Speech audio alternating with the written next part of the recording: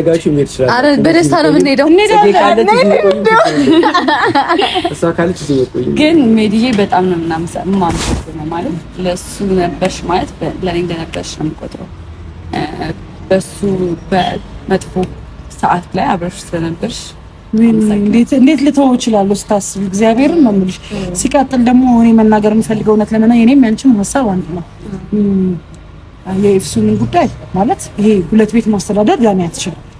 እልባት አድርግለት ምንም ነገር አሁን ኢትስ ኦኬ ሀፕን አድርጓል ፓርል እርግዝናው መጥቷል ኦሬዲ ልጅ ካድ ወይም ልጅ የሆነ ነገር ይሁን እያልን አይደለም። ልብህን አዳምጠው። ልብህ ወዴት ነው የሚሄድ? ልብህን አዳምጠው። ልብ ከሚሆነው ሰው ጋር ሆነ አንድን ሰው ባለመጉዳት ባጠቅመው ያንን ሰው መጉዳት ግን የለብንም አይደል እንዴ? እንደ ሴት እኔም ሴት ነኝ እሷም ሴት ነች እሷም ሴት። ምክንያቱም ትናንት ስናረግ የነበረው ነገር ሌላ ነው፣ ዛሬ ላይ አይሆንም። አሁን ይሄን መነጋገራችን ሰዓት ሳይሆን አይምሮ ላይ እንድታስበው ምን አለ ነው እንዳትጨነቅበት ነው ደግሞ